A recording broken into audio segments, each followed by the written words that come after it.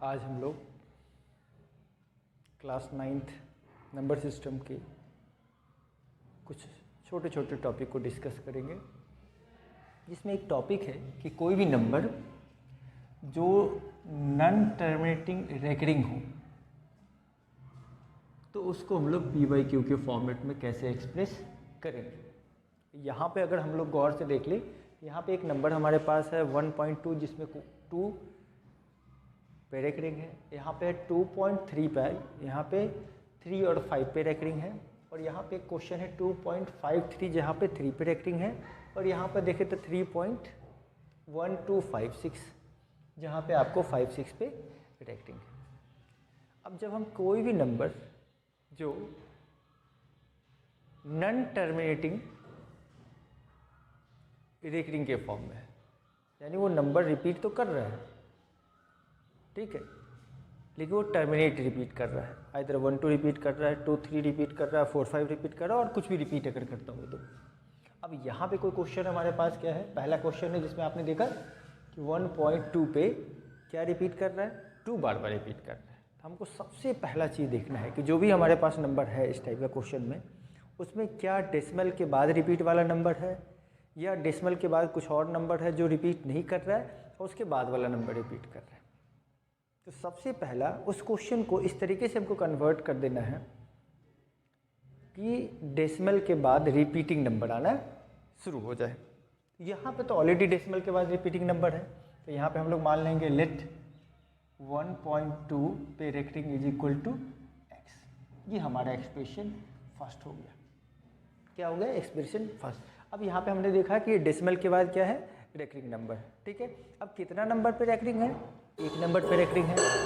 इसका मतलब है कि ये नंबर जो है 2 ये बार बार रिपीट कर रहा है। अब चूंकि एक नंबर रिपीट कर रहा है, इसको हम लोग मल्टीप्लाई करेंगे बोथ साइड बाय कितना, 10। दोनों साइड को हम लोग मल्टीप्लाई करेंगे, इससे 10 से करेंगे, जो है 10 से मल्टीप्लाई करेंगे। ये हमारा क्या होगा, एक डिजिट जो रिपीट कर रहा था वो राइट से लेफ्ट की ओर चला आएगा, तो ये हो जाएगा 1, 2 पॉइंट, और ये जैसे और रिपीट हो रहा था वैसे ही रिपीट होगा, और इधर हो जाएगा कितना, 10x। ये हमारा एक्सप्रेशन सेकेंड आ गया। अब सिंपली आपको क्या करना है, सब्ट्रैक्ट कर देना है 1 को किसमें से, फ्रॉम सेकेंड वाले में। तो सेकेंड वाले में से करेंगे तो ये होगा 2.2 पे रेकरिंग में से सब्ट्रैक्ट हमको कर देना है 1.2 पे रेकरिंग, और इधर हो जाएगा 10x माइनस x। अब यहाँ पे रेकरिंग से रेकरिंग क्या हो जाएगा, सब्ट्रैक्ट हो जाएगा, और यहाँ पे 12 से 1 सब्ट्रैक्ट हो जाएगा, तो ये होगा 12 minus 1 is equal to 9x, यानी 12 में से 1 गया तो 11/9 इज इक्वल टू x। यानी ये जो नंबर आपके पास था 1.2 पे रेकरिंग, उसको हम लोगों ने p/q के फॉर्मेट में रिप्रेजेंट किया, तो उसकी वैल्यू हो गई 11/9। इसमें क्या था, कितने नंबर रिपीट कर रहे थे, एक ही नंबर रिपीट कर रहा था, तो हमने एक नंबर रिपीट कर रहा था, वो भी डेसिमल के बाद, इसलिए हमने 10 से मल्टीप्लाई। अब सेम क्वेश्चन यहाँ पे देखें तो डेसिमल के बाद 2 डिजिट ऐसा है जो रिपीट कर रहा है, तो फिर से यहाँ पे मानेंगे हम लोग सेम, लेट 2.35 पे recurring is equal to x, और इसको एक्सप्रेशन 1 मान लें।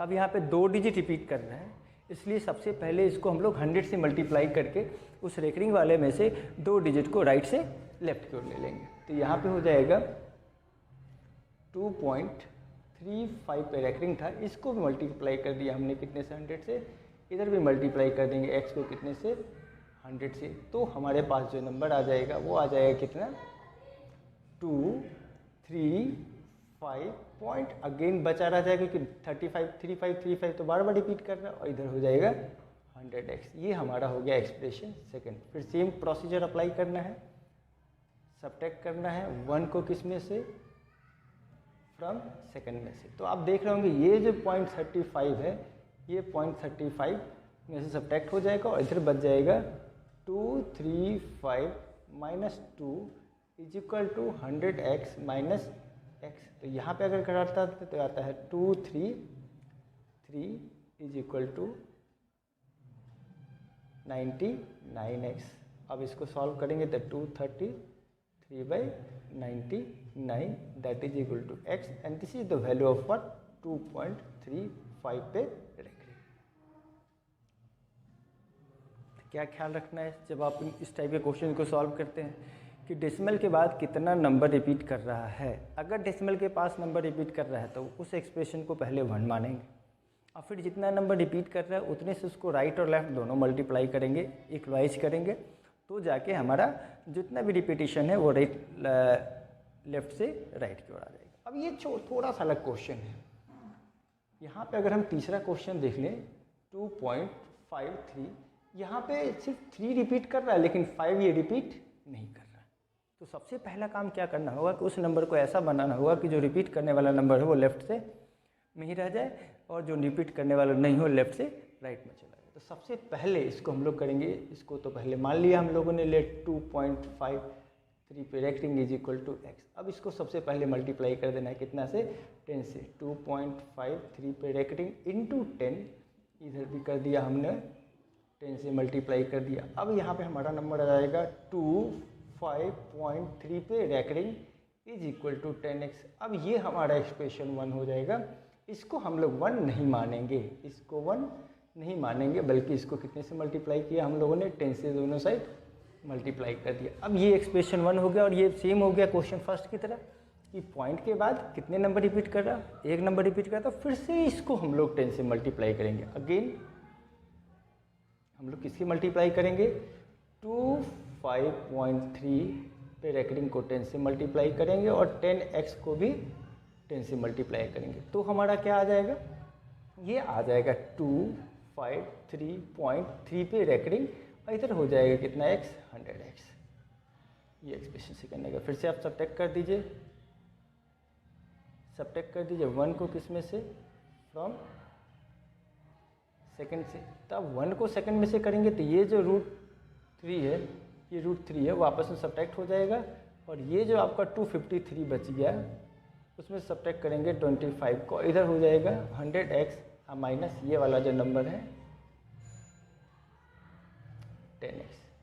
अब यहाँ पे इसको सब्ट्रैक्ट करते हैं तो 13 में से 5, 8, 4 में से 2 गया तो 2, यहाँ पे 2 बच गया, is equal to how many this is the 90x। It means the correct answer is 228/90। This is the value of x and this x represent 2.53 पे रेकरिंग। तो ये आपका एक एक्सप्रेशन आ गया जो एक अलग क्वेश्चन है जिसको ध्यान में रखना है। यानी 2 ही तरह का क्वेश्चन होगा, आइदर पॉइंट के बाद रेकरिंग रहेगा या अदर पॉइंट के बाद रेकरिंग नहीं रहेगा। एक और क्वेश्चन हम लोग देखते हैं यहाँ पर।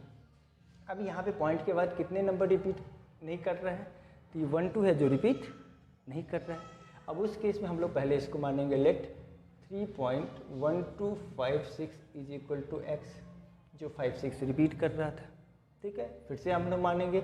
अब यहाँ पे ये 2 डिजिट जो रिपीट नहीं कर रहे, इसलिए पहले इसको कितने से मल्टीप्लाई करेंगे, 100 से मल्टीप्लाई करेंगे। तो 3.1256 इसको मल्टीप्लाई कर देंगे 100 से और इधर हो जाएगा कितना, 100x। तो इसको सॉल्व करेंगे तो ये आ जाएगा 312.56 पे रेकरिंग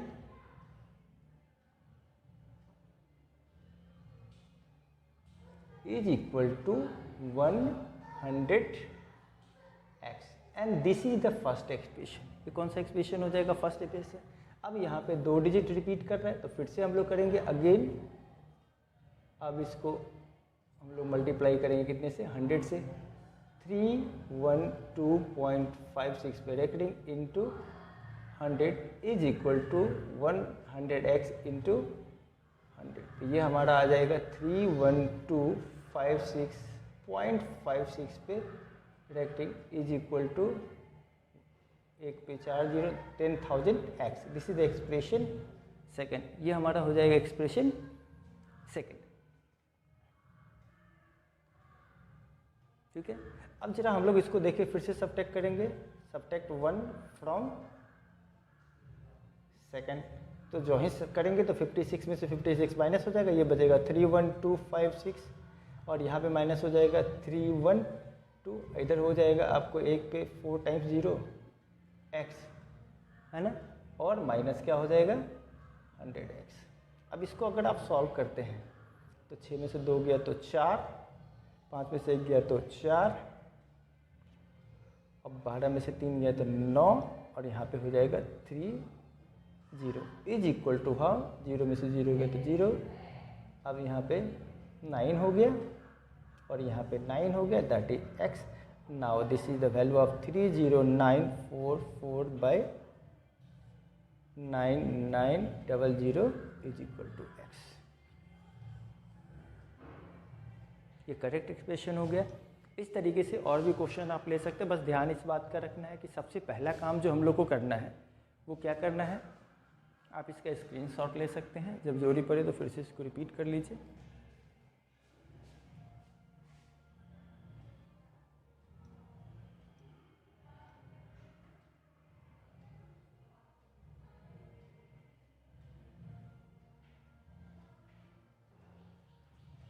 ठीक है, और भी क्वेश्चन लेके इसको बार बार आप सिंप्लीफाई करके देख ले किस तरीके से वो बनता है। ठीक है, ओके, थैंक यू। चलिए हम लोग कुछ और देखते हैं और एक नया टॉपिक देखते हैं, representation of irrational numbers on number. Irrational number को नंबर लाइन पे कैसे रिप्रेजेंट करेंगे। तो यहाँ पे एक बेसिक फैक्ट जो है कि कोई भी इरेशनल नंबर जो स्क्वायर रूट के फॉर्म में हो तो उसको रिप्रेजेंट जब हम लोग करते हैं तो पहला केस आता है जिसमें एक ट्रायंगल का फॉर्मेशन हम लोग करते हैं, जिसमें उसका जो हाइपोटेनस होता है वो रिप्रेजेंट करता है उस पर्टिकुलर नंबर को। जैसे यहाँ पे हम देख ले √2। अब इस √2 का मतलब एक हमारे पास क्या आएगा, एक राइट एंगल ट्रायंगल आएगा जिसका हाइपोटेनस ये रिप्रेजेंट करेगा किसको, √2 को। कब, जब ये हो जाएगा 1 यूनिट और ये भी हो जाएगा 1 यूनिट। अब यहाँ पे ये 1 यूनिट आप स्केल से, जो स्केल का दूसरा साइड होता है जो लंबा वाला होता है, या आप ऐसे कर सकते हैं, आप स्केल पे जो 5 सेंटीमीटर या 3 सेंटीमीटर या 4 सेंटीमीटर उसको आप 1 यूनिट मान सकते हैं, क्योंकि वो जितना बड़ा होगा उतना ज़्यादा आपको आसान होगा समझने में। तो कैसे रिप्रेजेंट करते हैं, तो सबसे पहले एक नंबर लाइन हम लोग लेंगे। ठीक है, चलिए अब एक छोटा सा ध्यान, सबसे पहले जब भी रिप्रेजेंट करें तो हम देख लें कि वो हाइपोटेनस कैसे रिप्रेजेंट होगा। जैसे हम लोगों ने √2 देखा तो हमने देखा कि अगर हम लोग बेस ले लेते हैं 1 का स्क्वायर और परपेंडिकुलर भी ले लेते हैं 1 का स्क्वायर तो हाइपोटेनस क्या हो जाएगा, √2 हो जाएगा। अगर √3 लेना हो तो हम लोग बेस क्या लेंगे, √2, अब परपेंडिकुलर कितना ले लेंगे, 1 का स्क्वायर, तो √2 का स्क्वायर 2 और 1 का स्क्वायर 1, तो वो √3 हो जाएगा। इसका मतलब √2 और √3, अगर √3 को रिप्रेजेंट करना है तो पहले हमको √2 को रिप्रेजेंट करने का। सेम कंडीशन है √5, √6 और √7 के लिए। जैसे √5 की बात करें तो ये 2 का स्क्वायर प्लस 1 का स्क्वायर का अंडर रूट होगा, 2 का स्क्वायर 4 और 1 का स्क्वायर 1, तो 4 + 1 = 5, तो √5 रिप्रेजेंट हो जाएगा, जिसमें हमको बेस कितना लेना पड़ेगा, 2 यूनिट, और परपेंडिकुलर कितना लेना पड़ेगा, 1 यूनिट लेना पड़ेगा। ठीक है, वैसे ही जब हम √6 की बात करेंगे तो √6 अकेले रिप्रेजेंट नहीं होगा, सबसे पहले √5 करना पड़ेगा, और जहाँ पे √5 होगा वहाँ से फिर से हम परपेंडिकुलर डालेंगे, और उस परपेंडिकुलर पे हम लोग कितना यूनिट ले लेंगे, 1 यूनिट। तो √6 बनाने के लिए √5 पे परपेंडिकुलर डालेंगे और 1 यूनिट हाइपोटेनस से लेंगे, तो उसका जो 1 यूनिट परपेंडिकुलर लेंगे तो उसका हाइपोटेनस √6 को रिप्रेजेंट करेगा। √7 जब रिप्रेजेंट करना हो, सिंपल फोकस करना है, कुछ ज़्यादा अलग से करने की जरूरत नहीं है। फिर से जहाँ पे आपने √6 बनाया था वहीं पे आपने परपेंडिकुलर डालना है, 90 डिग्री बनाना है, परपेंडिकुलर डालना है, वो परपेंडिकुलर में से कट कर लेना 1 यूनिट का, तो वो √7 आ जाए, यानी √5, √6 और √7, 5, 6, 7 को हम लोग एक साथ रिप्रेजेंट करेंगे। अगर सिमिलरली देखें √8 को रिप्रेजेंट करना है तो यहाँ पे जो बेस होगा वो 2 यूनिट का होगा, और परपेंडिकुलर जो होगा वो भी 2 यूनिट का होगा। एक एक करके देख लें हम लोग। जैसे हमने एक नंबर ले लिया और यहाँ पे इसको मार्क कर लिया कितना, ओरिजिन 0 यूनिट। अब यहाँ पे हमको बेस कितना लेना है, 1 यूनिट लेना है, तो 1 यूनिट हमने ले लिया। ओके, और यहाँ पे आपको बना लेना है परपेंडिकुलर, 90 डिग्री का फॉर्मेशन कर लेना। जब ये 90 डिग्री का फॉर्मेशन करेंगे तो ये आपका एक लाइन चला जाएगा।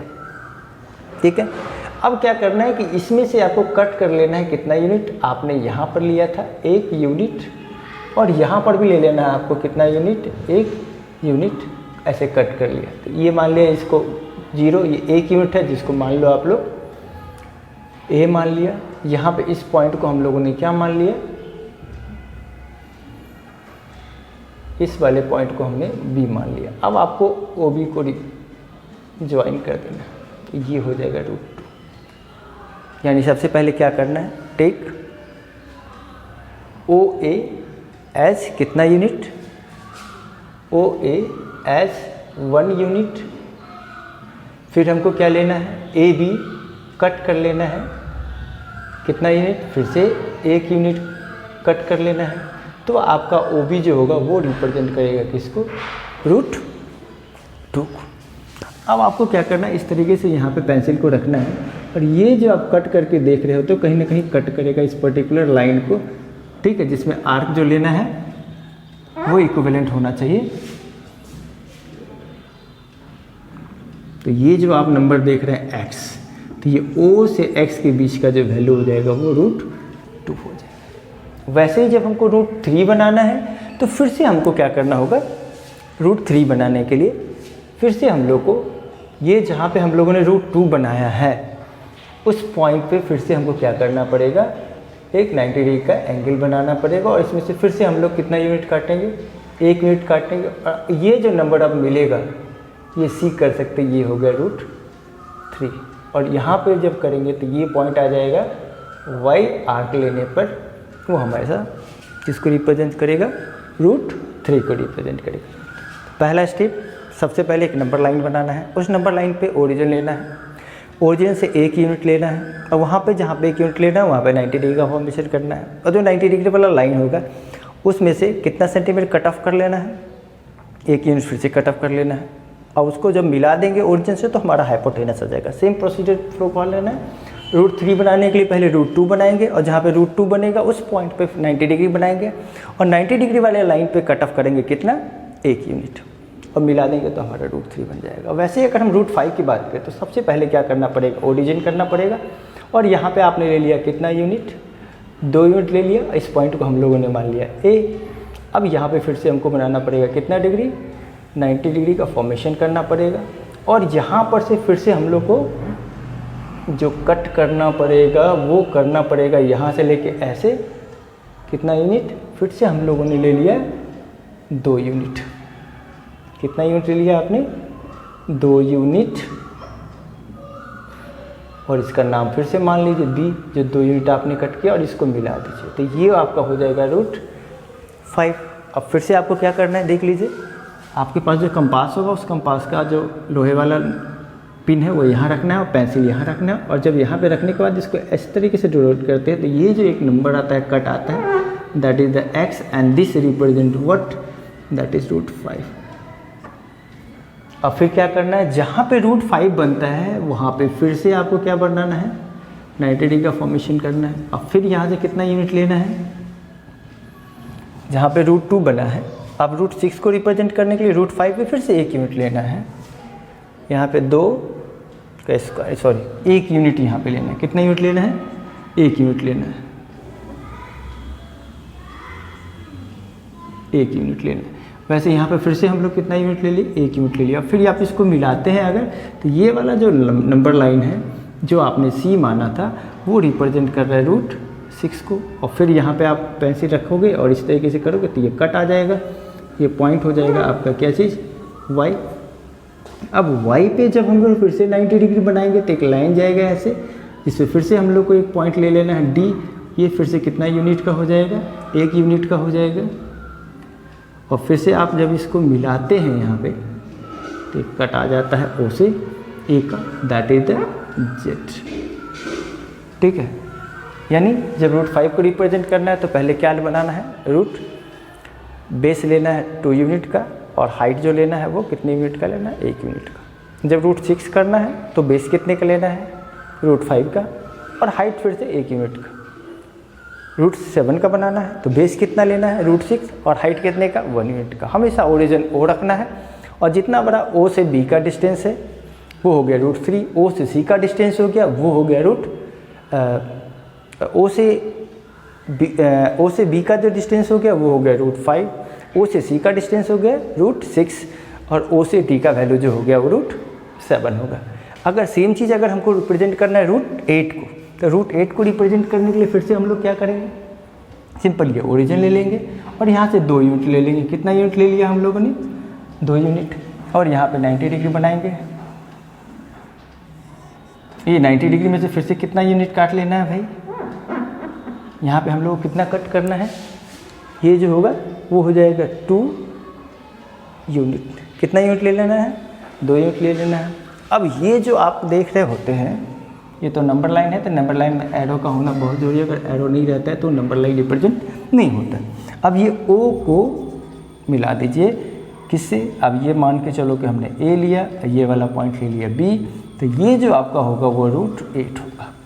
तो फिर से आपको क्या करना है, इसके पास रखना है और ये लाइन कट कर देना है। तो ये जो आप कट करोगे x, this is the OX represent what, √8। इस तरीके से आप √2, √3, √4, √5, √6, √4 को तो रिप्रेजेंट करना नहीं, √5, √6, √7 को, √5, √6, √7 को एक साथ, √8 को अलग, √2 और √3 को एक साथ रिप्रेजेंट कर सकते हैं। ठीक है, बार बार इसको रिपीट करिए, प्रॉब्लम आए तो आप कमेंट बॉक्स में बताइए किस तरीके से दिक्कत है। ओके, ये क्लास 8 के लिए भी जरूरी है और ये क्लास 9 के लिए भी जरूरी है। चलिए हम लोग एक और क्वेश्चन देखते हैं जिसमें नंबर लाइन पर रिप्रेजेंट करना वैसे नंबर का जो डेसिमल नंबर हो, ठीक है, और इरेशनल डेसिमल नंबर हो, यानी irrational number that is in the form of decimals. जैसे देखते हैं यहाँ पे कोई नंबर है 3.8 या 9.6, उसको कैसे रिप्रेजेंट करेंगे।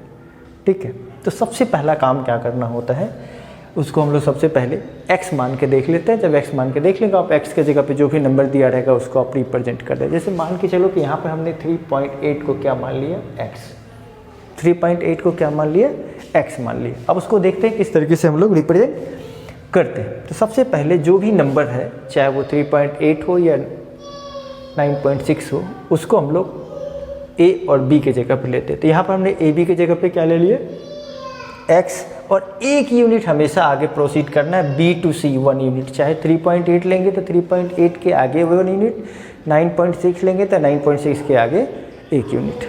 ठीक है, अब हमारे पास आ गया a से b तक x और b से c तक 1 यूनिट। तो अगर पूरा पूरा देखें, a से c तक हमारे पास जो यूनिट हो गया, ए बी का वैल्यू हम लोग ने x लिया, बी सी 1 यूनिट लिया, तो ए सी का वैल्यू जो हो गया हमारा x + 1 आ गया। अब हमको क्या करना है कि ये जो ए सी है उसका परपेंडिकुलर बाइसेक्टर है। तो इसके लिए आपको क्या करना है, सी से भी आर्क लेना है और ए से भी आर्क लेना है, ऊपर भी, ए से आर्क नीचे भी और सी से आर्क नीचे भी। अगर दोनों जगह लेंगे तो कहीं पे कट कर देगा। तो ये हमारा एक परपेंडिकुलर होगा जो मीट करता है उस नंबर लाइन को, कहाँ पे, ओ पे।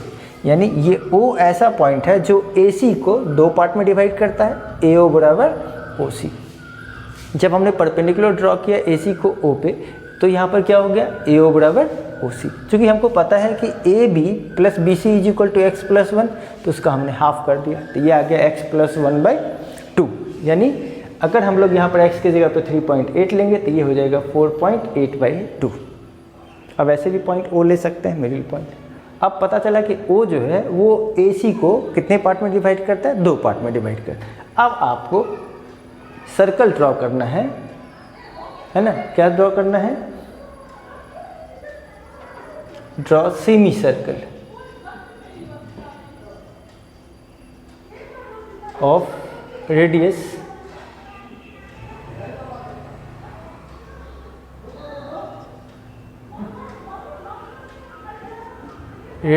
इज इक्वल टू कितना लेना है, तो रेडियस इक्वल होना चाहिए, that is equal to A O या ओ सी इक्वल। और यहाँ पे हम लोग रेडियस जो ले रहे हैं वो किसके इक्वल ले रहे हैं, ए सी के आधा, यानी ए ओ या ओ सी के इक्वल, जो यहाँ पे हो गया x + 1/2 के इक्विवेलेंट। ठीक है, और तब जाके हम लोग क्या खींचेंगे, सेमी सर्कल खींचेंगे। आप इस पे रख के इस तरीके का हमारा एक सेमी सर्कल आ जाएगा। क्या आ जाएगा, सेमी सर्कल। कैसे आ गया, आपने ओ पे रखा और इसको इस तरीके से रोटेट किया, इस तरीके से रोटेट करेंगे तो हमारा सेमी सर्कल खिंच जाएगा। अब ये सेमी सर्कल जब खिंच जाएगा तो हमको क्या करना है कि बी वाले पॉइंट पे, अब यहाँ पे हमको फिर से क्या बनाना है, 90 डिग्री बनाना है। जब ये 90 डिग्री बनाएंगे तो यहाँ पे कहीं ना कहीं वो मीट करेगा सेमी सर्कल को, जिस पॉइंट पर उसको हम लोग मानेंगे डी। और अब ये जो नंबर आप देख रहे हो ये, अब ये तो पता चल गया OD का वैल्यू क्या होगा। तो OD का वैल्यू अगर हम लोग निकालते हैं तो हमारा OD का वैल्यू जो आता है that is equal to AB minus OA। AB minus OA, AB में से OA को अगर हम लोग सब्ट्रैक्ट करेंगे, पूरा AB में से किसको सब्ट्रैक्ट करेंगे, OA को सब्ट्रैक्ट करेंगे, तो अपने को वैल्यू आ जाएगा किसका, OB का वैल्यू आ जाएगा। ये देख रहे हैं हमने सब्ट्रैक्ट किया, AB में से OA का, तो x प्लस 1 में से x में, चूँकि AB का वैल्यू x है तो उसमें से x प्लस 1/2 सब्ट्रैक्ट करेंगे तो हमारा वैल्यू आ जाएगा, अगर सॉल्व करने पर ये आ जाएगा x माइनस 1/2। अब अगर हम लोग अब देखें तो हमारा ट्रायंगल बन गया, कौन सा ट्रायंगल, और कौन सा ट्रायंगल, राइट ट्रायंगल, कौन सा, OBD, OBD। अब ये राइट ट्रायंगल अगर आप OBD में देखते हैं तो हम लोग देखेंगे ये OD का स्क्वायर जो हो जाएगा, ये हो जाएगा OB का स्क्वायर प्लस BD का स्क्वायर। कौन से थ्योरम से, पाइथागोरस थ्योरम से, बेस का स्क्वायर प्लस परपेंडिकुलर का square is equal to hypotenuse का स्क्वायर, है ना। हाइपोटेनस का square is equal to sum of the square of other two side, Pythagoras theorem बता। अब यहाँ पे ये पता चल गया कि हमारा जो वैल्यू आएगा वो OD स्क्वायर, वो होगा OB square plus BD square के इक्वल। तो अगर यहाँ पे BD का वैल्यू निकालें तो OD square minus OB square के इक्वल होगा। अब अगर हम लोग वैल्यू पुट करते हैं दोनों का, OD की जगह पे x माइनस 1/2 और BD के OB की जगह पे x प्लस 1/2, तो हमको सिंप्लीफाई करने पर आता है √x। ठीक है, अब सेम ऐसे ही रिप्रेजेंट करेंगे। अब ये जो नंबर आप देख रहे हैं ये BD, ये रिप्रेजेंट कर रहा है किसको, x को, यानी BD रिप्रेजेंट द x। अब आपको क्या करना है, लास्ट पॉइंट जो है, ये पॉइंट आप देख रहे हैं, लास्ट पॉइंट जो आपका है वो क्या ख्याल रखना। अब BD को taking BD as radius, draw arc meet at, कहीं ना कहीं अगर आप इसको इस BD देख रहे हैं, यहाँ पे हमने लिया इसको, अगर आप ड्रॉ करते हैं ये कहीं ना कहीं एक नंबर आता है इस टाइप का जो यहाँ पे मीट करता है।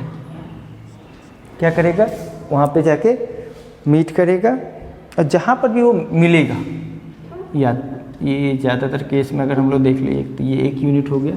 BD को अगर करेंगे, ये तो आपके पास C था, BD को अगर करते तो ये नंबर इस टाइप का आ जाता है, और ये जो नंबर आपका आप देख रहे हैं यहाँ पे कटेगा, उसको कोई भी नंबर डाल सकते हैं। मान लीजिए कि इसको हमने मान लिया क्या चीज़, E। तो अब हम देखेंगे कि हमारे पास जो वैल्यू आ गया कौन सा, BE, कौन सा, BE, ये BE पूरा रिप्रेजेंट कर लिया एट E। देयरफॉर जो BE का जो वैल्यू होगा that is equal to √x। BE किसको रिप्रेजेंट करेगा, √x को रिप्रेजेंट करेगा। ठीक है, आप इसका स्क्रीनशॉट ले सकते हैं, बार बार रिवाइज करने के लिए दिक्कत ना हो।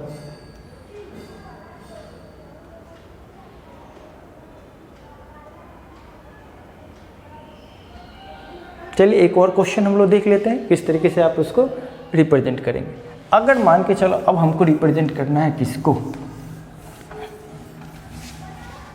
√9.6 को। सबसे पहले क्या कर लेना है, सबसे पहले हमारा एक नंबर लाइन ड्रॉ कर लेना है। इस नंबर लाइन को ड्रॉ करने पर जैसा हमने बोला यहाँ पे एक पॉइंट ले लेना है A, और यहाँ से 9.6 ले लेना, इस पॉइंट का नाम हो जाएगा B। अब B से एक पॉइंट ले लेना है C, कितना सेंटीमीटर, फिर से 1 यूनिट ले लेना है C। अब आपको क्या करना है, ये BC का आधा करके एक परपेंडिकुलर ड्रॉ करना है, कहाँ से, A और C से। तो ये परपेंडिकुलर मान के चलो ये हो गया O। अब आप AO को रेडियस मान के, ठीक है, और इस तरीके से रेडियस मान के एक सेमी सर्कल खींचते हैं, जो सेमी सर्कल कट कर गया C को भी और A को भी। अब B पे आपको परपेंडिकुलर बनाना है, कहाँ पे बनाना है, B पे परपेंडिकुलर बनाना है। जो परपेंडिकुलर डालने के बाद यहाँ पे किसको रिप्रेजेंट करेगा, D पे टच करेगा। अब आप OD को बना दीजिए, और ये जो आपका नंबर होगा ये होगा 9.6। अब आपको फिर से क्या करना है, BD को रेडियस मानना और इस तरीके से करना है, आर्क खींच लेना है। और ये रिप्रेजेंट हो गया ई, तो बी ई का जो वैल्यू हो जाएगा ये होगा √9.6। इस तरीके से आप अलग अलग नंबर ले सकते हैं, ठीक है। बट करना क्या है, सबसे पहला एक लाइन लेना है जिसमें जो भी नंबर रिप्रेजेंट कर, जैसे यहाँ पर हमने ए बी ले लिया कितना 9.6, फिर बी से सी तक हमने एक यूनिट प्रोड्यूस किया। अब हमने ए से बी तो लिया था एक यूनिट, फिर बी से सी कितना लिया था, सॉरी ए से बी लिया था हमने 9.6 और वहाँ से एक यूनिट लिया तो 10.6 हुआ। 10.6 का आधा होगा 5.8, नहीं सॉरी 5.3। अब 5.3 पे एक पॉइंट हो गया ओ। अब उसको 5.3 को रेडियस मान के हमने ड्रॉ किया एक semi circle. Semi circle draw करने के बाद ये जो पॉइंट ए और बी का बी वाला पॉइंट था वहाँ पे 90 डिग्री ड्रॉ करना है। वो ड्रॉ करने के बाद कहीं ना कहीं सेमी सर्कल को टच करेगा, जिस पॉइंट को टच करेगा उसको हमने माना डी। अब ये जो बी डी हमारा हो गया ये हो गया √9.6। अब बी डी को आर्क मान के आप इस तरीके से सेमी सर्कल खींचेंगे जो कहाँ पे कट करेगा, ई पे कट करेगा, तो आपका बी और ई का जो वैल्यू हो गया यानी बी ई जो हो गया वो 9.6 को रिप्रेजेंट करेगा। तो यहाँ पे हम लोगों ने क्या देखा कि हमारा जो वैल्यू था बी ई ये रिप्रेजेंट कर रहा है किसको 9.6 को। इस तरीके से और भी नंबर ले सकते हैं जिसको आप रिपीट करके देख सकते हैं वो नंबर किस तरीके से रिप्रेजेंट कर रहा है। Thank you, keep watching. चलिए हम लोग आज क्लास 7, क्लास 8 और क्लास 9 इवन क्लास 10 में एक छोटी सी जो टॉपिक है वो आपको अलजेब्रा में पढ़ना रहता है, वो है एक्सपोनेंट। उसके कुछ रूल्स को हम लोग देखते हैं, ठीक है। क्या देखना है हम लोगों, जो टॉपिक हम लोग देखने जा रहे हैं उस टॉपिक का नाम है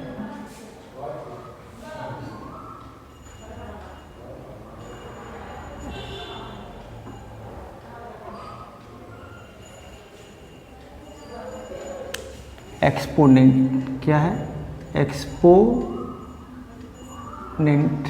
एंड रेडिकल्स, ठीक है। तो उस टॉपिक को हम लोग देखते हैं, गौर से एक एक करके देखेंगे हम लोग। सबसे पहले देखते हैं कि अगर कोई नंबर लिखा हुआ है किसके फॉर्म में, a⁻x, तो जो हमारा x हो जाएगा वो एक्सपोनेंट हो जाएगा और a जो होगा वो बेस होगा, ठीक है। जैसे 5⁻x तो 5 बेस हो जाएगा और x एक्सपोनेंट हो जाएगा। क्लियर है, बेस और एक्सपोनेंट में कहीं कोई दिक्कत नहीं है पहचानने में।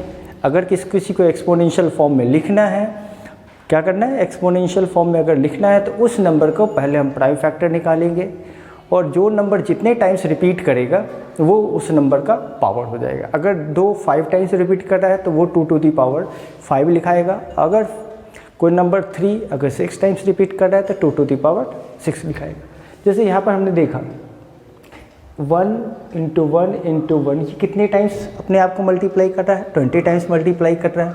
इसका मतलब हो गया कि 1 को हम लोग लिख सकते हैं 1⁻20। तो यहाँ पे बेस क्या हो जाएगा, यहाँ पे बेस हो जाएगा 1 और एक्सपोनेंट कितना हो जाएगा 20 हो जाएगा। वैसे ही हम लोग देखिए यहाँ पे 1/5 ये 4 टाइम्स रिपीट कर रहा है। अब -1/2 कितने टाइम्स रिपीट कर रहा है, 5 टाइम्स रिपीट करते हैं। इसको लिख सकते हैं 1/5⁴ और इसको लिख सकते हैं -1/2⁵, चूँकि 1/5 जो था वो 4 टाइम्स रिपीट कर रहा है और -1/2 जो है वो कितने टाइम्स रिपीट कर रहा है, 5 टाइम्स रिपीट कर रहा है, ठीक है। तो एक्सपोनेंशियल फॉर्म लिख सकते हैं। क्या करना है, कोई भी नंबर है उसको हम लोग पहले प्राइम फैक्टर करेंगे और प्राइम फैक्टर को हम लोग जितने टाइम्स रिपीट होगा, जो नंबर रिपीट होगा वो बेस बनेगा, जितना टाइम्स रिपीट होगा वो एक्सपोनेंट बन जाएगा। चलिए अब एक्सपोनेंट के कुछ लॉज को हम लोग देखते हैं, जो सिंप्लीफिकेशन जब भी एक्सपोनेंट का हम लोग करेंगे उस समय इसकी ज़रूरत पड़ेगी, ठीक है। तो सबसे पहला हम लोग लॉ देखते हैं, वो है x⁻m और x⁻n। यानी अगर बेस सेम हो, पावर अलग अलग हो, यानी एक्सपोनेंट अलग अलग हो लेकिन बेस सेम हो और उसको अगर हमको मल्टीप्लाई करना है तो उस केस पे हम लोग क्या करेंगे कि उसके जो पावर है या एक्सपोनेंट है उसको ऐड कर देते हैं, ठीक है। जैसे हम लोग देखें कि यहाँ पे 5 क्या है 3, यहाँ पर 5 क्या है -3। अब ये 3 और 3 ऐड हो जाएगा तो 3 में से 3 गया था 0, तो इसका वैल्यू हो जाता है 1। यानी किसी के भी एक्सपोनेंट पे पावर अगर 0 होता है तो उसका वैल्यू क्या हो जाता है 1 हो जाता है। इस बात को हमेशा याद रखेंगे कि जैसे अगर हमने बोला 5 टू द पावर 0, अब 5 टू द पावर 0 है तो इसको लिख सकते हैं 5 टू द पावर 1 माइनस 1। और आपको पता है मल्टीप्लाई कभी भी होता है तभी, डिवाइड जब होता है तब जाके हम लोग एक्सपोनेंट को माइनस करते हैं। तो इसको लिख सकते हैं 5 to the power 1 by 5 to the power 1 यानी 5/5 दैट इज इक्वल टू 1। तो अगर हमको शो करना हो कि किसी का पावर अगर 0 होगा तो 1 कैसे होगा, तो आप शो कर सकते हैं। आप इसकी जगह पे कुछ और भी लिख सकते हैं, x भी लिख सकते हैं, ठीक है। 1 माइनस 1 की जगह पर आप x भी रिप्रेजेंट कर सकते हैं, जैसा मर्जी वैसा रिप्रेजेंट कर सकते हैं। तो हम ये प्रूव कर सकते हैं किसी की भी पावर अगर एक्सपोनेंट में 0 है तो उसका वैल्यू क्या होगा, 1 होगा, ठीक है। तो ये भी हमको ध्यान देना। तो पहले हमने क्या देखा कि अगर बेस सेम है, क्या बेस सेम है, पावर वेरी कर रहा है, बेस सेम है लेकिन पावर वेरी कर रहा है, तो उसको क्या करेंगे, उसके पावर को ऐड कर देंगे अगर हम उस दोनों नंबर को मल्टीप्लाई करना हो तो, ठीक है। जैसे अगर हम लोगों ने देखा कि यहाँ पर एक नंबर था 5 जो 3 टाइम्स रिपीट कर रहा है और एक था 5 जो -3 टाइम्स रिपीट कर रहा है, तो फिर हमने क्या किया, दोनों के पावर को ऐड किया तो वैल्यू हो गया 5 टू द पावर 0। और चूँकि हमको पता है किसी का एक्सपोनेंट अगर 0 होता है उसका वैल्यू 1 होता है। एक और सेकेंड हम लोग देखते हैं x to the power m और x to the power n। Same condition है कि ऐसा एक्सपोनेंशियल फॉर्म हमने लिया जिसका बेस तो सेम है लेकिन पावर अलग अलग है और दोनों को डिवाइड करना है। बेस सेम है, पावर अलग अलग है, उसको अगर हमको डिवाइड करना है तो इस बात को क्या याद रखना है कि जब भी बेस सेम हो और पावर अलग अलग हो, अगर डिवाइड करना है तो उसके पावर को सबट्रैक्ट कर देंगे। पावर को क्या करेंगे, सबट्रैक्ट कर देंगे। तो यहाँ हमने देखा कि ये है 6 जिसमें पावर 3 है और ये है 6 जिसकी पावर 2 है, तो हमने 3 में से 2 को सबट्रैक्ट कर दिया तो हमारा वैल्यू आ गया कितना, 1। और पता है किसी भी पावर 1 होता है तो उसकी वैल्यू वही रह जाती है जो उसका खुद का है यानी 6, ठीक है। हमने मल्टीप्लाई के लिए एक्सपोनेंशियल लॉ देखा, डिवाइड के लिए एक्सपोनेंशियल लॉ देखा, ठीक है। अब हम लोग देखते हैं कि अगर कोई नंबर नेगेटिव एक्सपोनेंट के रूप में रहता है यानी उसका एक्सपोनेंट क्या होता है, नेगेटिव होता है, तो कोई भी क्वेश्चन कभी भी आप अगर सॉल्व कर रहे होते हैं तो हम नेगेटिव एक्सपोनेंट को पॉजिटिव एक्सपोनेंट में बदल सकते हैं अगर हम उसका रेसिप्रोकल लिख दें तो। क्या करेंगे हम लोग, रेसिप्रोकल लिख सकते हैं। जैसे अगर हमने देखा कि यहाँ पर x/y पे पावर कितना था, -5, तो हमने इसका रेसिप्रोकल लिख दिया 1/x/y पे पावर 5 m, 1/x/y पे पावर m। ऐसे एक और क्वेश्चन ले ले, जैसे हमने p ले लिया, p पे पावर कितना है, -5 यानी -5 उसका नेगेटिव एक्सपोनेंट है, तो जो ही उसका रेसिप्रोकल लिखेंगे तो ये क्या हो जाएगा, पॉजिटिव एक्सपोनेंट में बदल जाएगा। अगर नंबर के फॉर्म में कोई एग्जांपल ले तो 3/5 पे पावर हमने क्या किया, -1, तो इसको हमने जब पलट दिया यानी उसका रेसिप्रोकल लिखा तो हो गया 5/3। तो नेगेटिव को जब पॉजिटिव में बदलना हो तो उसका क्या लिख देना पड़ेगा, रेसिप्रोकल लिख देना पड़ेगा, याद रखेंगे। अब हम लोग फोर्थ देख ले, फोर्थ जो लॉ है उसमें जब कोई 2 नंबर का प्रोडक्ट है और उसके ऊपर अगर एक्सपोनेंट है, जैसे हमने देखा x इंटू वाई, यहाँ पर x नंबर है, ठीक है, रियल नंबर है और y एक रियल नंबर है जिसके ऊपर पावर कितना है, m है, तो हम ये जो पावर होगा वो x पे भी हो जाएगा और y पे भी हो जाएगा। जैसे हमने देखा यहाँ पर 75, अब 75 का एक्सपोनेंशियल फॉर्म अगर लिखते हैं तो ये आता है 5 टू द पावर 2 और 3 टू द पावर 1 और इस दोनों पे पावर पहले से कितना है, 2। अब ये क्या होगा, ये 2 इसके साथ ही मल्टीप्लाई हो जाएगा और 2 इसके साथ ही मल्टीप्लाई हो जाएगा, तो ये हो गया 5 टू द पावर 4 और 3 टू द पावर 2। अब इसको सॉल्व करना चाहे तो आप आगे सॉल्व भी कर सकते, कितना होगा सर, ठीक है। तो अगर किसी नंबर पे कोई पावर है तो उस नंबर को हम लोग फैक्टराइज करेंगे और अगर वो एक से ज़्यादा तरह का नंबर है तो वो जो पावर होगा वो दोनों पे आ जाए। जैसे मैंने 75 बोला तो 75 में 25 इंटू 3, तो 25 पे भी पावर चला गया और 3 पे भी पावर चला गया। चलिए एक और क्वेश्चन देखते हैं। जब मल्टीपल पावर होता है, जैसे कोई नंबर है 5, उसका पावर 3 हो गया, फिर उसके पावर 2 हो गया, उसका पावर 7 हो गया, उसका पावर 8 हो गया, तो जितने भी पावर होंगे वो सभी पावर को हम लोग मल्टीप्लाई कर देंगे। जैसे हमने देखा यहाँ पे कि यहाँ पे x पे पावर m था और उसका पावर n था, तो हमने m और n को मल्टीप्लाई कर दिया तो वैल्यू हो गया x to the power m into n। एक छोटा सा एग्जाम्पल हमने लिखा 5/2, इस 5/2 पे पावर पहले 3 था, फिर पावर उस पूरे का पावर 2 है, उस पूरे का पावर 4 है, तो हमने जितनी पावर थे वो सभी पावर को मल्टीप्लाई करे तो आया 5 टू द पावर 24। एक लास्ट जो लॉस हम लोग यूज करते हैं वो होता है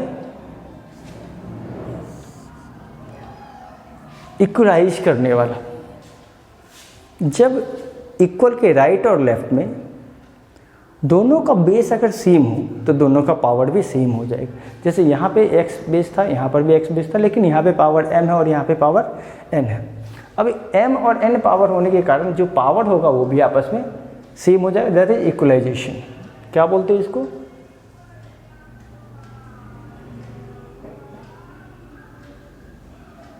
इक्वलाइजिंग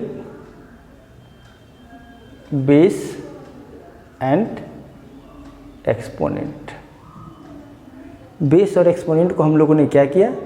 इक्वलाइज कर दिया। क्या कर दिया? बेस और एक्सपोनेंट को इक्वलाइज करना है हम लोग। ठीक है, ध्यान रहेगा इन चीज़ों को।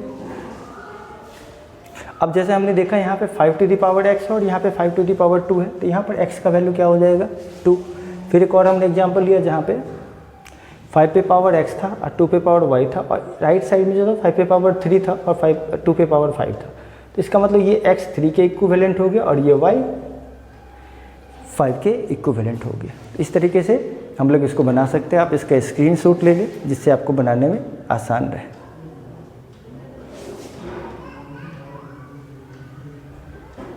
ठीक है, मिलते हैं कुछ और टॉपिक के साथ।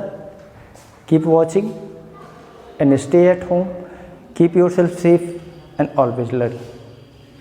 Don't waste the time, this is the very crucial time for all of us. Thank you.